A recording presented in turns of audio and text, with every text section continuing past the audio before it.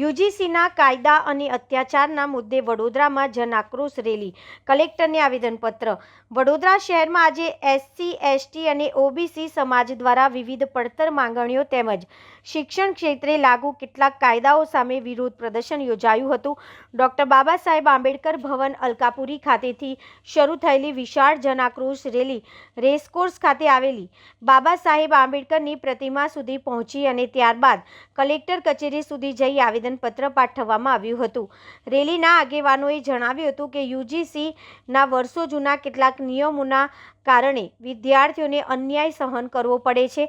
રોહિત વેમુલા અને પાયલ તડવી જેવા વિદ્યાર્થીઓના કેસોનો ઉલ્લેખ કરી શિક્ષણ ક્ષેત્રે સમાન અધિકારોની માંગ ઉઠાવવામાં આવી છે।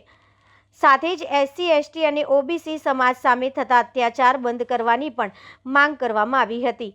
આંદોલનકારોએ સ્પષ્ટ ચેતવણી આપી હતી કે જો ફેબ્રુઆરી મહિનામાં તેમની માંગણીઓ સ્વીકારવામાં નહીં આવે તો આગામી 5મી માર્ચ વડોદરા જિલ્લામાં વિવિધ સંગઠનો સાથે મળીને હજારો લોકો જોડાઈ ઉગ્ર આંદોલન કરશે।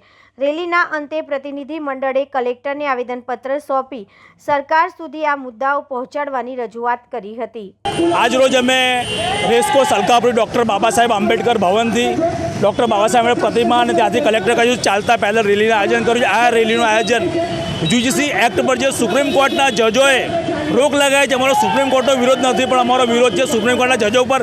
આ જજોએ સંપૂર્ણ રીતે દેખાય કે જાતિવાદ કરો, જે જજોનું કામ છે કે ન્યાય પ્રણાલી વ્યવસ્થા રહે પણ એ જજો દ્વારા જ માત્ર 6 જજો દ્વારા જ આની પર રોક લગાવવામાં આવી। ભારતભરમાં યુજીસી એક્ટનો કોઈપણ જગ્યાએ એવો દુરુપયોગ થયો નથી કે એવી કોઈપણ ઘટના ઘટી નથી, છતાં પણ રોક લગાવવામાં આવી। જે એસઆઈઆરની કામગીરી છે એમાં હજારો લાખો એફઆઈઆર દાખલ થઈ છે, છતાં પણ સરકાર એના પર રોક ના લગાવી।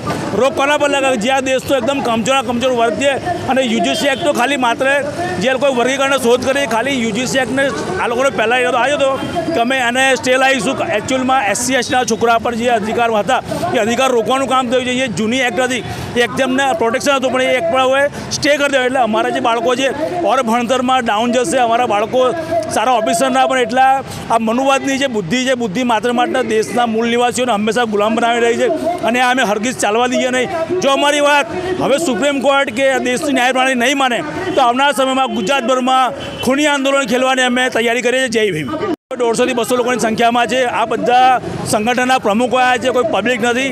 આ પ્રમુખો જ્યારે આવશે આ લોકો સાથે 500 માં 600 લોકો આવશે। આવનારા સમયમાં બહુ મોટી જનમેદની ભેગી થઈ શકે છે।